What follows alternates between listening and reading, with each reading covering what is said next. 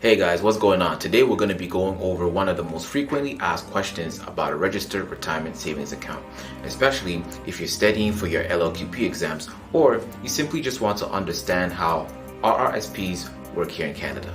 My name is Manny and I help students and future financial professionals understand the confusing terminologies in the Life License Qualification Program, the LLQP, so that you can pass your exams and actually understand how all of these things applies in real life. So grab your notes, maybe a cup of coffee, and let's break this down step by step in plain English.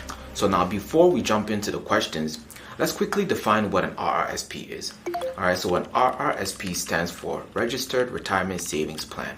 This is a special account here in Canada that helps you save for retirement while getting a tax break today. The key idea is that the money that you contribute is deducted from your taxable income, which can reduce the taxes you owe for that year. And plus, any investment growth in the RRSP account isn't taxed until you withdraw it later in retirement. So in essence, an RRSP is a way for you to save for your future while lowering your taxes right now. All right, let us begin with the first RRSP question that you might actually encounter on the exam or that you may simply just have for yourself. All right, we're gonna use scenarios as examples, guys, just so that you can further your understanding, okay? Let's talk about Jamal.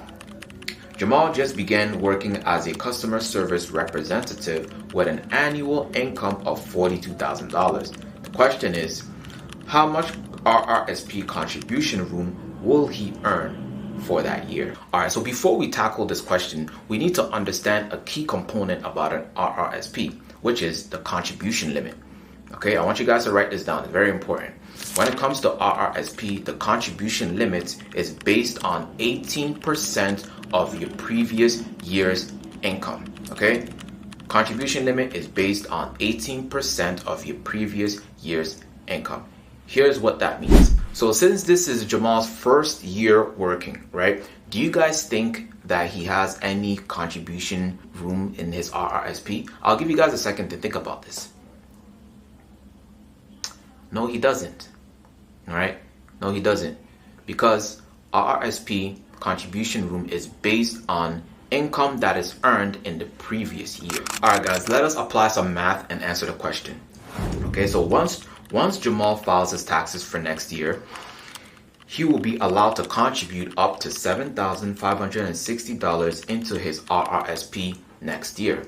The reason being is because 18% of his earned income, $42,000, will give him his maximum contribution limit into his RRSP, right? So the key takeaway, guys, here is that when it comes to RRSP contribution room, it will always be based on the previous year's income, not income that you're earning right now.